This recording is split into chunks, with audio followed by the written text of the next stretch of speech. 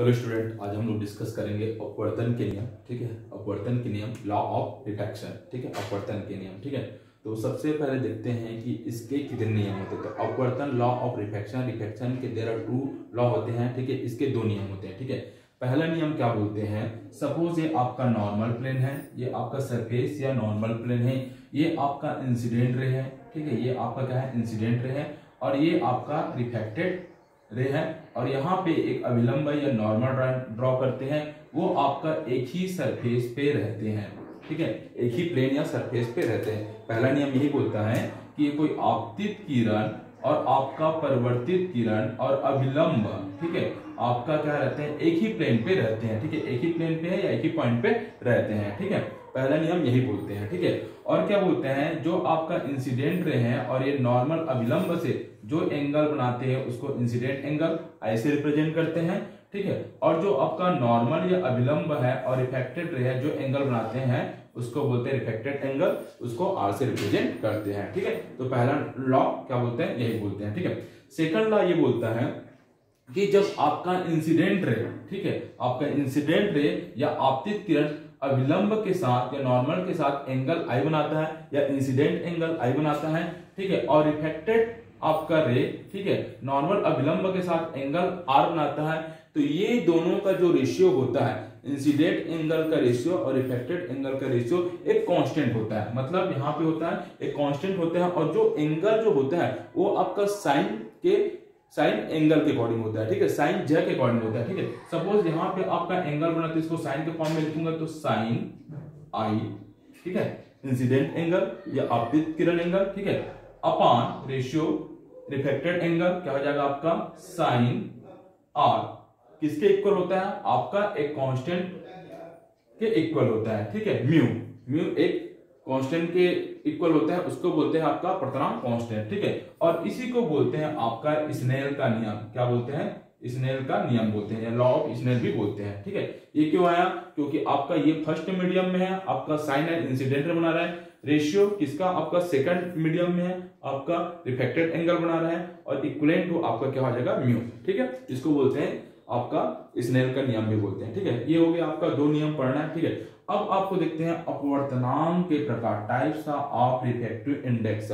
कितने प्रकार के आपका रिफ्रैक्टिव इंडेक्स होते हैं, कितने प्रकार के अपवर्तनांक होते हैं। ठीक है, तो हम लोग बेसिकली टू टाइप्स का, मतलब बेसिकली दो चीज अपवर्तनांक पढ़ेंगे। ठीक है, दो टाइप का अपवर्तनांक पढ़ेंगे। पहला अपन पढ़ेंगे निरपेक्ष अपवर्तनांक, एब्सोल्यूट रिफ्रैक्टिव इंडेक्स पढ़ेंगे, और सेकंड पढ़ेंगे अपन सापेक्ष अपवर्तनांक, रिलेटिव रिफ्रैक्टिव इंडेक्स पढ़ेंगे। ठीक है, तो सबसे पहले देखते हैं कि निरपेक्ष अपवर्तनांक क्या होता है। निरपेक्ष अपवर्तनांक में क्या बोलता है, अगर कोई दो मीडियम है, ये पहला मीडियम है और ये सेकंड मीडियम है, ठीक है, जब कोई लाइट रे इंसिडेंट हो रहा है फर्स्ट मीडियम से सेकंड मीडियम से, ठीक है, फर्स्ट मीडियम से सेकंड मीडियम में क्या हो रहा है, आपका इंसिडेंट हो रहा है। ठीक है, फर्स्ट मीडियम से सेकंड मीडियम में इंसिडेंट हो रहा है। ठीक है, और ये क्या आपका अभिलंब या नॉर्मल है, तो आपका निरपेक्ष अपवर्तनांक, ठीक है, एब्सोल्यूट रिफ्रैक्टिव में आपका जो पहला मीडियम रहेगा वो आपका रहेगा आपका एयर या वैक्यूम रहेगा। ठीक है, वायु या निर्वात रहेगा। पहला मीडियम वायु या निर्वात रहेगा।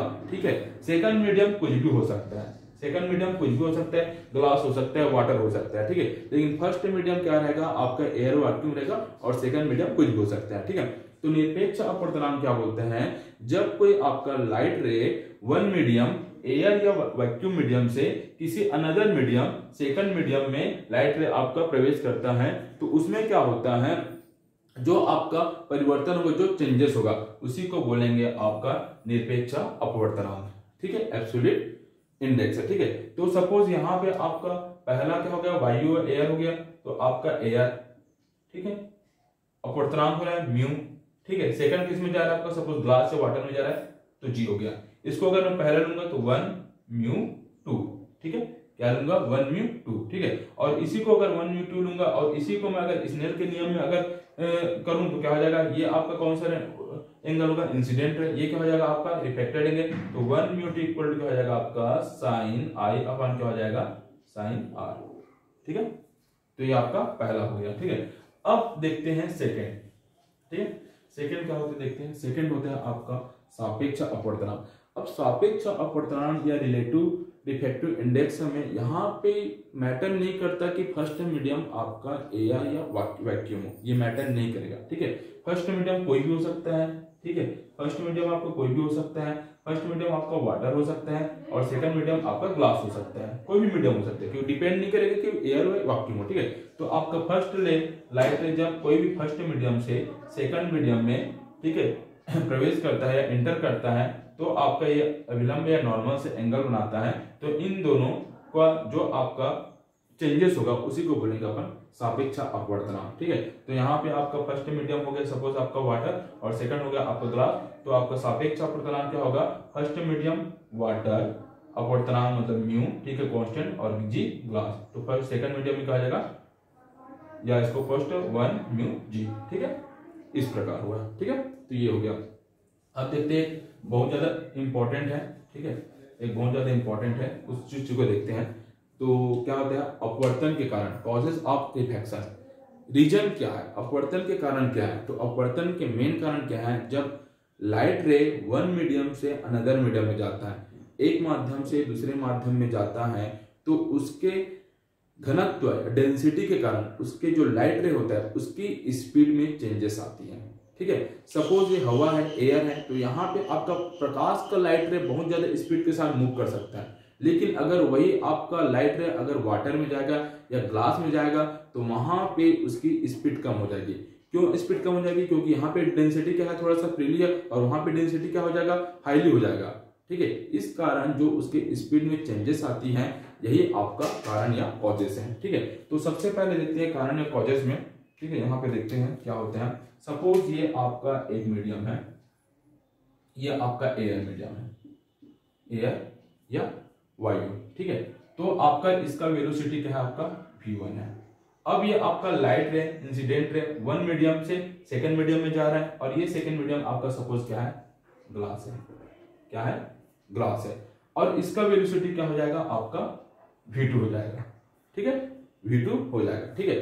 तो यहां से देखो आपका क्या होता है, v2 हो जाएगा, ठीक है। तो फर्स्ट मीडियम से अपवर्तन के कारण, ठीक है, तो फर्स्ट मीडियम से सेकंड मीडियम में गया, तो यहाँ पे देखो आपका क्या हो जाएगा, one medium to another medium में गया, तो स्नेल का लॉ क्या हो जाएगा, sine i upon sine r, अपन पहले भी देख चुके हैं, ठीक है। अब देखो वन मीडियम से सेकंड मीडियम में गया, तो यहाँ पे पहला मीडियम का वेलोसिटी कितना था, v1 था, ठीक है ना, क्या था, v1 था, और सेकंड मीडियम का वेलोसिटी क्या था, v2 था, तो यहाँ पे सेकंड मीडियम का वेलोसिटी v2 दे। समीकरण 1 और समीकरण 2 को अपन क्या करेंगे, इक्विवेलेंट करेंगे, तो ये और ये क्या है, सेम है, तो sine i upon sine r equal to v1 upon v2 हो जाएगा, ठीक है। तो ये आपका वन मीडियम से क्या हो, सेकंड मीडियम हो जाएगा, ठीक है। अब पहला कंडीशन ये लगाते हैं, जब लाइट रे आप रेयर मीडियम से डेंसर में जाएगा, मतलब एयर मीडियम से वायु में जाएगा, तो एयर मीडियम व वायु से किस में जा रहा है, आपको ग्लास में जा रहा है, तो इसका वेलोसिटी क्या होगा, ज्यादा होगा, क्योंकि फ्रीली स्पेस में आपका लाइट क्या करेगा, फास्टली मूव करेगा, है ना, तो इसका वेलोसिटी क्या हो जाएगा, ज्यादा हो जाएगा, तो v1 किससे ग्रेटर देन है, आपका v2 से हो जाएगा, ठीक है। और वैसे ही आपका अगर v2 से v1 में जाएगा, ठीक है, सपोज ये आपका फिर ग्लास है और ये क्या हो गया आपका, ये आपका क्या हो गया, एयर हो गया, तो यहाँ पे फिर क्या हो जाएगा, यहाँ पे इसका वेलोसिटी क्या हो जाएगा, कम हो जाएगा, लेस देन होगा, किससे, v1 से। क्यों, क्योंकि जहां पे आपका डेंसिटी ज्यादा होगा वहां पे आपका वेलोसिटी कम होगा, और जहां पे आपका डेंसिटी क्या होगा, कम होगा, वहां पे भी आपका वेलोसिटी ज्यादा होगा, ठीक है, ये हो गया।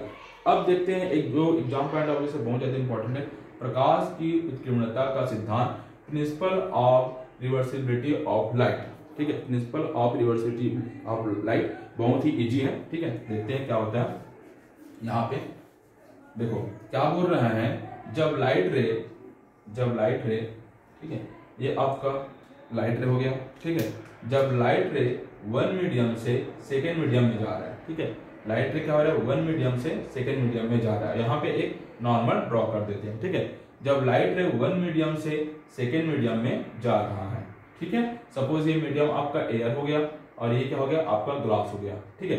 अब इस वाले पॉइंट पे एक क्या रख देते हैं, मिरर रख देते हैं, क्या रख देते हैं, मिरर या दर्पण रख देते हैं, तो ये लाइट रे आपका इसी डायरेक्शन में क्या हो जाता है, अपोजिट वापस आ जाता है, क्या हो जाता है, वापस आ जाता है। इसी घटना को क्या बोलते हैं, अपन को प्रकाश की उत्कीर्णता का सिद्धांत या रिवर्सिबिलिटी ऑफ लाइट, ठीक है। क्योंकि देखो अब क्या होगा, जब प्रकाश किरण वन मीडियम से दूसरा मीडियम में जा रहा है, पहला वन मीडियम से सेकंड मीडियम में जा रहा है, तो आपका क्या हो जाएगा, वन मीडियम कितना है एयर, म्यू जी सेकंड मीडियम में जा रहे हैं equal to sine i upon sine r, क्योंकि ये आपका इंसिडेंट होगा साइन आई और ये क्या होगा आपका इफेक्टिव एंगल होगा तो साइन आर, पहला इक्वेशन रहेगा, ठीक है पहला। सेकंड क्या हो जाएगा, जब यहाँ पे अपन दर्पण रख रहे हैं तो दर्पण या मिरर रख रहे हैं, तो ये प्रकाश किरण जो है आपका वापस जा रहा है, तो वापस कौन सी मीडियम में जा रहा है, पहला जा रहा है आपका पहला मीडियम से सेकंड में जा रहा है, और दूसरा किस में जा रहा है, सेकंड टू फर्स्ट में जा रहा है, ठीक है। तो सेकंड क्या आपके पास ग्लास है, म्यू, ठीक है, किसमें जा रहा है आपका एयर में जा रहा है, तो सेकंड वाला आपका एंगल क्या बढ़ रहा है आपका साइन आर अपॉन क्या हो जाएगा साइन आई, इसको इक्वेशन नंबर सेकंड दे देंगे, ठीक है। तो देखो समीकरण 1 और समीकरण 2 को गुना करो, तो ए म्यू जी इंटू गुना करेंगे g mu equal to sine i upon sine r into sine r upon sine i, तो साइन आर और आर कट जाएगा, ये कट जाएगा, तो फाइनली आपके पास बचेगा a mu g into g mu equal to क्या हो जाएगा 1 बचेगा, और a mu g equal to इसको नीचे ले आएंगे तो 1 जी म्यू बचेगा, ठीक है। तो इतना एक बेसिक कॉन्सेप्ट है, इसको अच्छे से देख लेना, ठीक है, बहुत ईजी है, पढ़ोगे तो समझ में आ जाएगा, ठीक है। Thank you.